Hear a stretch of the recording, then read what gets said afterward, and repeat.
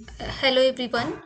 आज हम BSc level का जो टॉपिक है ग्रुप थ्योरी अब वो स्टार्ट करने जा रहे हैं।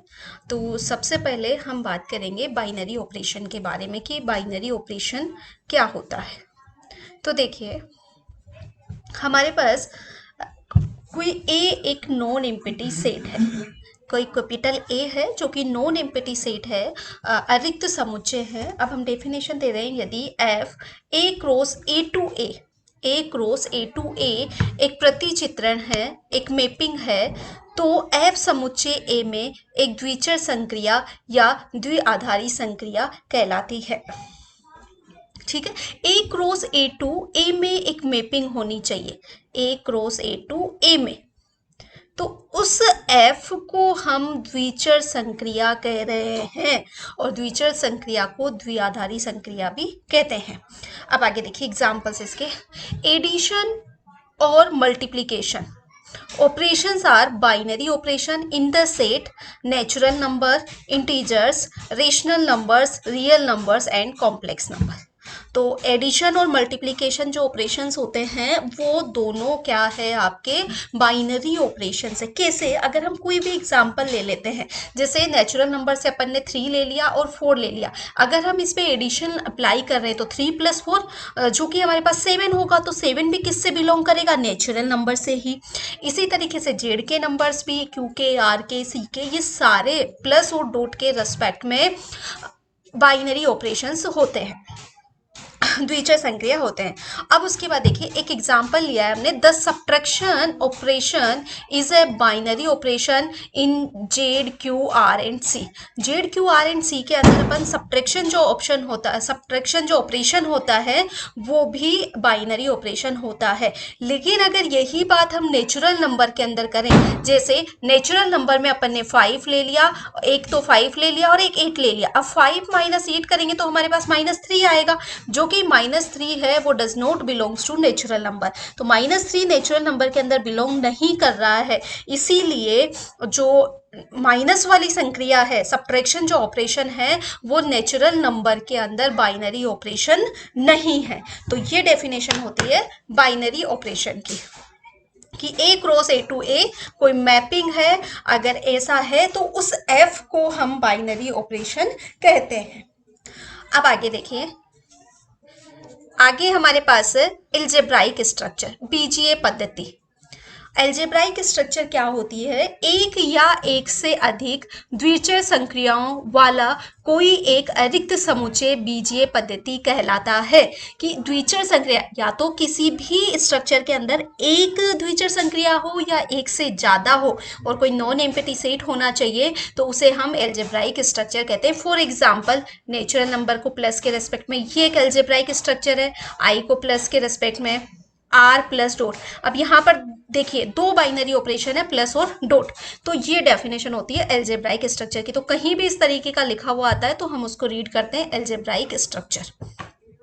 आगे देखिए, अब हमारे पास डेफिनेशन है ग्रुपोइड और कॉची ग्रुप की। ग्रुपोइड और कॉची ग्रुप क्या होते हैं?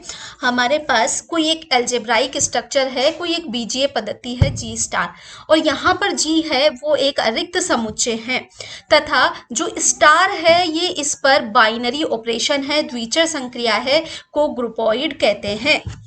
क्या कह रहे हैं हम? एक बीजीय पद्धति जी स्टार, जहां जी एक अरिक्त समुच्चय है तथा स्टार उस पर द्विचर संक्रिया है, तो उसको हम क्या कहेंगे? ग्रुपोइड कहेंगे। देन उसके आगे हमारे पास डेफिनेशन है लूप की। तो लूप क्या होता है? लूप होता है कि कॉची ग्रुप होना चाहिए, कॉची ग्रुप होना चाहिए, ग्रुपोइड को ही हम कॉची ग्रुप कहते हैं। देखिए यहाँ पे मैंने लिखा हुआ है, जो ग्रुपोइड है, ग्रुपोइड ही हमारे पास कॉची ग्रुप कहलाता है।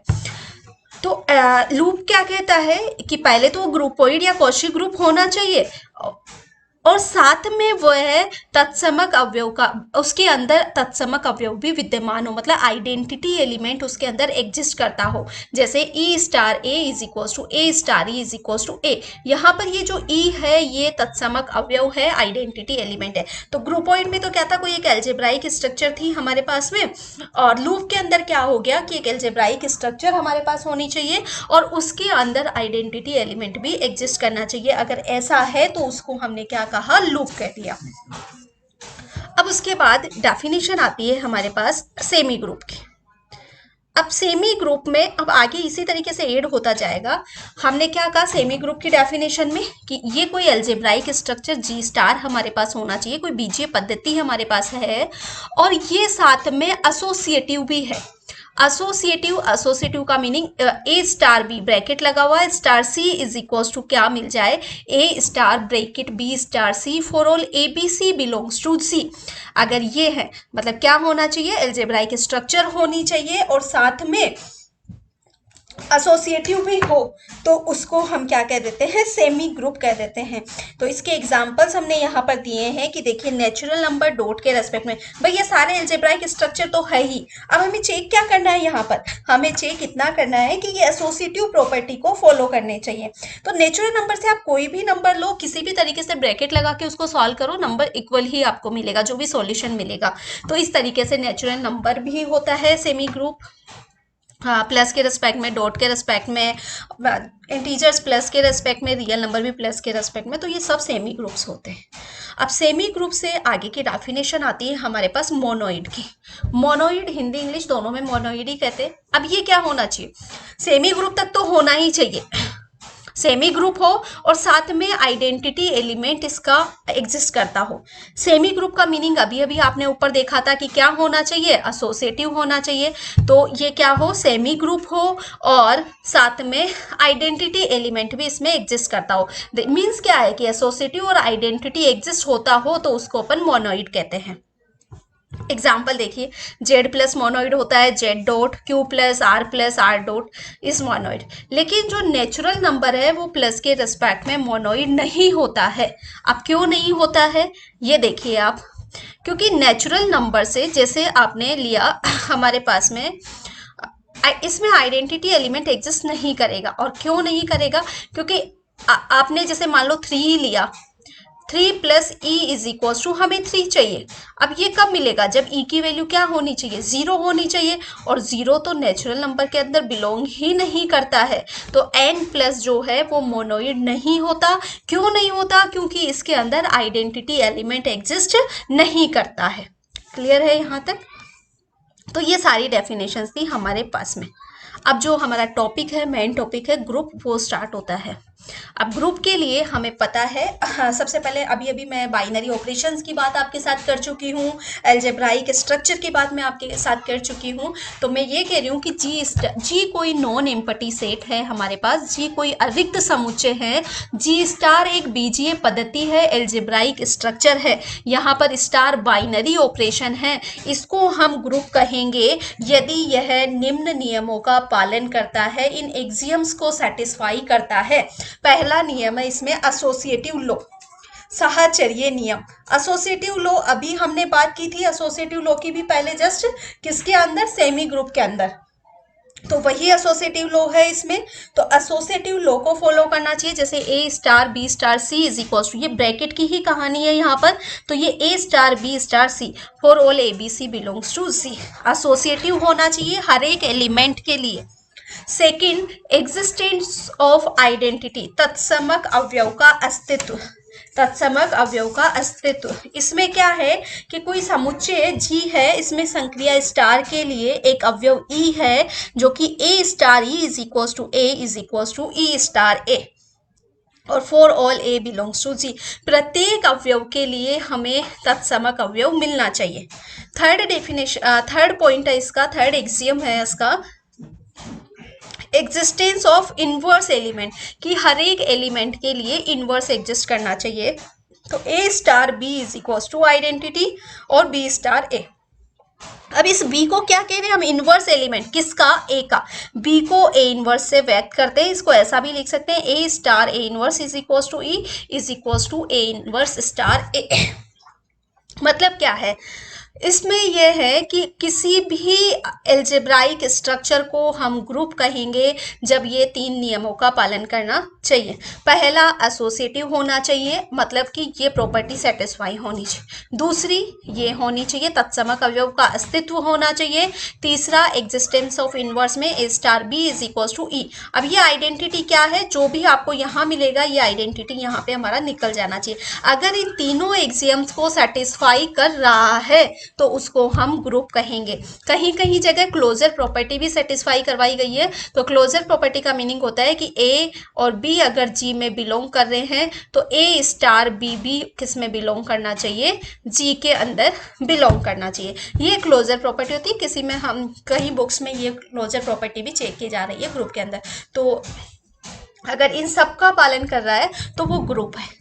अब ग्रुप के बाद में आता है हमारे पास, अभी हम एग्जांपल्स लेते हैं ग्रुप के, उससे पहले अबेलियन ग्रुप की हम बात करते हैं। तो अबेलियन ग्रुप में ज़्यादा कुछ नहीं है, केवल एक प्रॉपर्टी एक्स्ट्रा ऐड हो जाती है।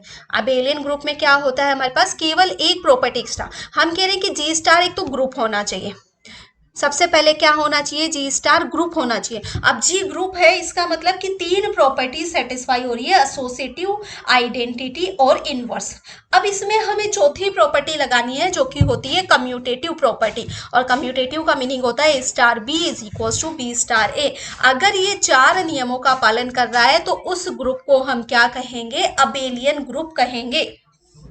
उस ग्रुप को हम क्या कहेंगे, अबेलियन ग्रुप कहेंगे। तो अबेलियन ग्रुप जहां भी पूछता है आपको 4 प्रॉपर्टी चेक करनी है, सिंपल ग्रुप आपको पूछता है, मतलब केवल ग्रुप आपको पूछता है तो आपको 3 प्रॉपर्टी उसमें अप्लाई करनी है, वो आपको फाइंड करके देखनी है। और जो ग्रुप अबेलियन नहीं होते उनको हम कह देते हैं नॉन अबेलियन ग्रुप। जो ग्रुप अबेलियन नहीं होता उनको नॉन अबेलियन ग्रुप कहा जाता है, मतलब जिसमें कम्यूटेटिव प्रॉपर्टी होल्ड नहीं होती है वो नॉन अबेलियन ग्रुप होते हैं। अब हम एग्जांपल्स लेते हैं कि उससे पहले एग्जांपल लेने से पहले फाइनाइट और इनफाइनाइट ग्रुप की बात हो जाती है कि फाइनाइट और इनफाइनाइट में अलग अलग क्या होता है। फाइनाइट में मतलब नंबर ऑफ एलिमेंट जिस ग्रुप के अंदर फाइनाइट है वो फाइनाइट ग्रुप हो जाता है, और नंबर ऑफ एलिमेंट जिसके अंदर इनफाइनाइट होते हैं वो हमारे पास हो जाता है इनफाइनाइट ग्रुप हो जाता है। क्लियर है ये तीन, फाइनाइट इनफाइनाइट। अब हम एग्जाम्पल लेते हैं, अबेलियन ग्रुप का एग्जाम्पल पूछे चाहे ग्रुप का पूछे वही बात है। अगर अबेलियन पूछता है तो चौथी प्रॉपर्टी भी हम उसमें प्रूव करेंगे। तो देखिए अब एग्जाम्पल मैंने यहाँ लिया, हमने लिया कि जेड प्लस क्या ग्रुप होगा या अबेलियन ग्रुप होगा। तो हम चेक करते हैं, देखो जेड में कौन से नंबर आते हैं, जेड क्या है, सेट ऑफ इंटीजर्स है, मतलब 0 और इधर पॉजिटिव वाली संख्या है और इधर सारी नेगेटिव वाली संख्या है, यही होती है आपके पास जेड के अंदर। अब एसोसिएटिव प्रॉपर्टी तो नंबर्स के केस में हर जगह सेटिस्फाई हो जाएगी। अब बात आती है हमारे पास आइडेंटिटी की, आइडेंटिटी तत्समक अवयव। अब देखिए अब प्लस के रेस्पेक्ट की बात हो रही है, अगर आपके पास 1 है 2 है तो आप वापस से आइडेंटिटी क्या कहती है कि A star E is equal to क्या मिलना चाहिए आपको, ए मिलना चाहिए, यही कहती है। अब ए मिलना चाहिए तो ए यहाँ पे क्या है 1, तो 1 मिलना चाहिए, मतलब क्या वैल्यू इसमें ऐड करें 0। इसी तरीके से 2 में भी हम क्या ऐड करें 0, तभी हमें क्या मिलेगा 2 मिलेगा। तो हर एक केस में इसमें आइडेंटिटी एलिमेंट क्या हो जाएगा 0 हो जाएगा। जेड का प्लस के रेस्पेक्ट में आइडेंटिटी एलिमेंट क्या हो गया 0। इसी तरीके से अगर हम इनवर्स एलिमेंट की बात करें इसका, तो इनवर्स में क्या होता है, इनवर्स ऐसा होता है A star A inverse is equal to क्या आ जाना चाहिए ई। तो अब देखो यहाँ पर आपको स्टार की जगह तो आपके पास क्या है प्लस है, इज इक्वल टू आपको 0 चाहिए, तो क्या पुट करोगे, minus of A he put करोगे। भाई 3 है तो -3, 5 है तो -5, तो इनवर्स एलिमेंट इसका क्या हो गया -a हो गया। मतलब इसमें एसोसिएटिव है, आइडेंटिटी है, इनवर्स है।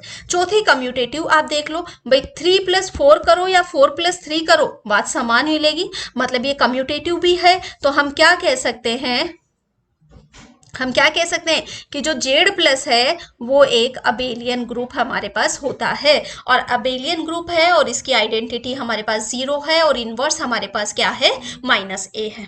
क्लियर है ये। अब देखिए नेक्स्ट हम बात करते हैं यहाँ पर जेड मल्टीप्लीकेशन के रेस्पेक्ट की। क्या मल्टीप्लीकेशन के रेस्पेक्ट में जेड एक ग्रुप होगा? नहीं होगा। क्यों नहीं होगा आप चेक कीजिए। देखो एसोसिएटिव सेटिस्फाई हो जाएगी, हमें चेक क्या करना है सबसे पहले तो आइडेंटिटी। ठीक है, आइडेंटिटी अगर हम देखें यहाँ पर तो a इंटू क्या करें कि हमें वापस से a मिल जाए, तो आप क्या करोगे 1 करोगे, कोई सी भी वैल्यू ले लो 5 7 सबके साथ 1 मल्टीप्लाई करोगे तो आइडेंटिटी तो हमें यहाँ पे 1 मिल जाएगी। अब इनवर्स क्या कहता है, a into A inverse is equal to क्या आ जाना चाहिए आइडेंटिटी, तो a इंटू क्या करें हम यहाँ पर कि हमें 1 मिल जाए, हमें 1/a करना होगा। और क्या 1/a बिलोंग करता है जेड के अंदर? नहीं, क्योंकि यहाँ तो प्लस और माइनस की संख्याएं होती है, पॉइंट्स बिलोंग नहीं करते हैं, तो 1/a does not belongs to Z, इसलिए जेड मल्टीप्लीकेशन के रेस्पेक्ट में ग्रुप नहीं होगा। क्लियर है यहाँ तक? आगे देखिए, अब यही एग्जाम्पल है यहाँ पे लिए है मैंने कि r प्लस एक ग्रुप होगा, c प्लस एक ग्रुप होगा, क्योंकि r प्लस के लिए भी आपको प्लस के है तो 0 तो आइडेंटिटी एलिमेंट मिल जाएगा, और माइनस के a है वो आपको इनवर्स एलिमेंट मिल जाएगा, सेम थिंग c में हो जाएगी। लेकिन जो नेचुरल नंबर होता है वो प्लस के रेस्पेक्ट में और मल्टीप्लीकेशन के रेस्पेक्ट में ग्रुप नहीं होता है। प्लस के रेस्पेक्ट में क्यों नहीं होता है? क्योंकि आपने अभी देखा था पहले ही कि यहाँ पर आइडेंटिटी एलिमेंट नहीं मिल पाता है प्लस के रेस्पेक्ट में। नेचुरल नंबर में क्योंकि 0 बिलोंग नहीं करता है, 0 does not belongs to natural number, और नेचुरल नंबर आइडेंटिटी ही नहीं होगा, दैट मीन्स वो क्या नहीं होगा, आपके पास ग्रुप की प्रॉपर्टी ही सेटिस्फाई नहीं करा तो अबेलियन तो क्या ये ग्रुप भी नहीं होगा। तो ये सारे एग्जाम्पल्स तो थे हमारे पास इनफाइनाइट ग्रुप के बारे में। अब देखिए कुछ फाइनाइट ग्रुप के एग्जाम्पल मैं ले रही हूँ आपके पास में। फाइनाइट ग्रुप्स को हम टेबल की हेल्प से भी सॉल्व कर लेते हैं। तो देखिए यहाँ पर हमने लिया यहाँ पर कोई ए सेट ले लिया जिसके अंदर एलिमेंट है हमारे पास 1 ओमेगा और ओमेगा स्क्वायर। ठीक है, where omega cube is equals to 1, ये हमें गिवन है, ये इंफॉर्मेशन हमें गिवन है, और ऑपरेशन है वो मल्टीप्लिकेशन के रेस्पेक्ट में है। यहाँ पर जो ऑपरेशन है वो मल्टीप्लिकेशन है। तो इस तरीके के क्वेश्चंस को सॉल्व करने के लिए हम एक टेबल बना लेते हैं। कैसे? इस तरीके से, ये हमने लिया 1 ओमेगा और ओमेगा स्क्वायर, यहाँ भी 1 ओमेगा और ओमेगा स्क्वायर। ठीक है, यहाँ ये मल्टीप्लिकेशन की बात कर रहा है, तो अब हम मल्टीप्लिकेशन करवाते हैं। यहाँ पे इस 1 को और इस 1 को मल्टीप्लाई करेंगे तो कितना मिलेगा 1, इस 1 को और इस w को मल्टीप्लाई करेंगे तो क्या मिलेगा w, 1 को और ओमेगा स्क्वायर को तो ओमेगा स्क्वायर। यहाँ देखिए इसको और इसको मल्टीप्लाई करेंगे तो omega, omega into omega, omega square. यहाँ पर ओमेगा इंटू ओमेगा स्क्वायर कितना हो जाएगा ओमेगा क्यूब, और ओमेगा क्यूब की वैल्यू क्या होती है 1, तो ये हमने किया 1। इसी तरीके से ओमेगा स्क्वायर और 1 कितना बनेगा ओमेगा स्क्वायर, ओमेगा स्क्वायर और ओमेगा, ओमेगा क्यूब की वैल्यू कितनी हो जाएगी 1, ओमेगा स्क्वायर और ओमेगा स्क्वायर ओमेगा 4, और ओमेगा 4 को आप क्या लिख सकते हो ओमेगा क्यूब इंटू ओमेगा, और ओमेगा क्यूब की वैल्यू 1 इंटू डब्ल्यू, तो क्या रह जाएगा डब्ल्यू। तो ये हमने टेबल बना दी। अब टेबल बनाने के बाद में हमें क्या करना है, सबसे पहले तो अगर हम क्लोजर प्रॉपर्टी की बात करें क्लोजर की, तो क्लोजर तो क्या कहती है कि a इंटू बी किस में बिलोंग करना चाहिए जी के अंदर, मतलब a के अंदर, या a है तो 1 ओमेगा ओमेगा स्क्वायर। यहाँ के सारे अवयव आप देखोगे तो आप पाओगे कि सारे 1 ओमेगा ओमेगा स्क्वायर, ये तो क्लोजर है। सेम थिंग हम चेक करेंगे एसोसिएटिव। एसोसिएटिव में क्या कहता है, एसोसिएटिव प्रॉपर्टी हमें क्या कहती है यहाँ पर कि a star 1 star omega into omega square बराबर, हमें एग्जाम्पल ले रही हूँ जस्ट, मतलब वेरिएबल ले रही हूँ यहाँ पर, किसके इक्वल मिलना चाहिए 1 इंटू ओमेगा, स्टार की जगह यहाँ पर मल्टीप्लीकेशन है ओमेगा स्क्वायर। तो देखो 1 into 1 omega into omega square, omega cube की वैल्यू 1, और ये ओमेगा इंटू ओमेगा स्क्वायर, तो ये 1 और ये ओमेगा क्यूब हो जाएगा 1, मतलब एसोसिएटिव भी यहाँ पर सेटिस्फाई हो जाएगी। अब हमारा काम है चेक करना आइडेंटिटी। आइडेंटिटी आप कैसे चेक करेंगे? आइडेंटिटी होती है A star E is equal to A, मतलब ए के साथ में, अब यहाँ पर ए क्या क्या होगा, 1 हो सकता है, ओमेगा होगा, ओमेगा स्क्वायर होगा, उसके साथ में हम क्या मल्टीप्लाई करें कि हमें वापस से ए मिल जाए। तो देखिए टेबल में आपको क्या करना होगा, केवल आप ये देखिए कि इस ये जो 1 ओमेगा ओमेगा स्क्वायर है इसकी आइडेंटिकल रो हमें कहाँ मिल रही है, तो हमें यहाँ मिल रही है 1 ओमेगा ओमेगा स्क्वायर, और इसके करस्पॉन्डेंस एलिमेंट जो भी होगा वही आइडेंटिटी एलिमेंट होगा, तो 1 यहाँ पर क्या हो जाएगा, आइडेंटिटी एलिमेंट। ठीक है, अब हम इनवर्स देखेंगे। इनवर्स क्या कहता है आपको? इनवर्स कहता है कि A star A inverse is equal to E होना चाहिए। अब ई की वैल्यू तो आपको क्या मिल गई, 1, और ए की जगह आपको क्या लेना है, 1 ओमेगा ओमेगा स्क्वायर, भैया तो 1 ओमेगा और ओमेगा स्क्वायर।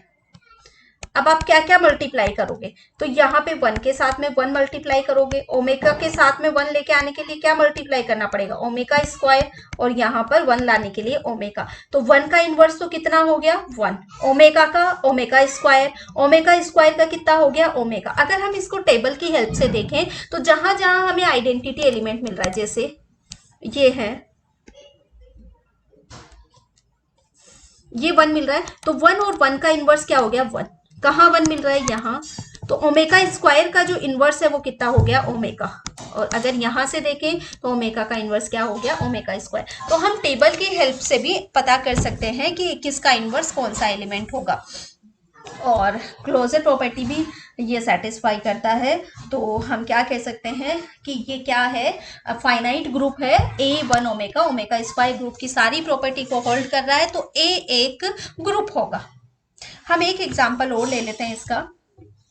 देखिए कोई सेट है हमारे पास जिसके अंदर हमारे पास एलिमेंट है ये 1 -1 आयोटा और माइनस आयोटा, ठीक है, और where iota square is equal to -1, और ऑपरेशन यहाँ भी मल्टीप्लीकेशन ही।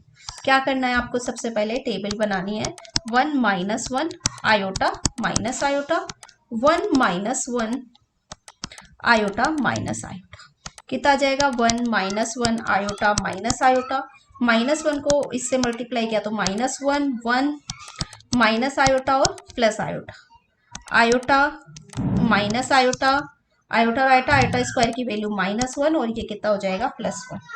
इसी तरीके से माइनस आयोटा, माइनस और माइनस प्लस हो जाएगा तो आयोटा, आयोटा स्क्वायर -1 और +1, और ये माइनस का 1। ये हमें अब मिल गई इसकी टेबल। ठीक है, अब हमें चेक करना है। अब चेक करेंगे तो वही क्लोजर भी है क्योंकि सारे एलिमेंट वही है, ऑपरेशन यहाँ पर मल्टीप्लीकेशन था। आप चेक क्या करो, इंपॉर्टेंट क्या है, आइडेंटिटी और इनवर्स, यही चेक करना है आपको। आइडेंटिटी, अब हमें ने क्या कहा था कि इसके आइडेंटिकल, इन चारों के आइडेंटिकल जो भी लाइन आपको मिल जाए, तो यहाँ मिल रही है हमें ये वाली, और इसके करस्पॉन्डेंस एलिमेंट क्या है 1, तो यहाँ पर आइडेंटिटी क्या हो जाएगी आपके पास में 1 हो जाएगी। ठीक है, इनवर्स, इनवर्स के लिए आपको क्या देखना है, जहां जहां भी आइडेंटिटी एलिमेंट मिल रहा है उसको ब्लॉक में बंद कर लो। ये मिला था एक तो 1 यहाँ पर, तो 1 का जो इनवर्स है वो 1 होगा। यहां से देखिए -1 का इनवर्स, 1 का जो इनवर्स है वो भी -1 होगा। यहाँ देखिए 1 कहाँ मिल रहा है, ये रहा, तो आयोटा का कितना हो जाएगा, आयोटा का जो इनवर्स है वो माइनस आयोटा हो जाएगा, और इसी तरीके से ये 1 मिल रहा, तो माइनस आयोटा का इनवर्स क्या हो जाएगा, आयोटा हो जाएगा। तो यहाँ भी एसोसिएटिव भी है, आइडेंटिटी भी है, इनवर्स भी है, तो ये जो ए है कॉम्प्लेक्स नंबर का, ये क्या होगा आपका एक ग्रुप होगा। तो आई होप आपको समझ में आया होगा ग्रुप की, फाइनाइट ग्रुप में हम किस तरीके से फाइंड करते हैं और इनफाइनाइट ग्रुप में हम किस तरीके से फाइंड करते हैं। कैसा लगा वीडियो कमेंट में बताइएगा आप। हमारे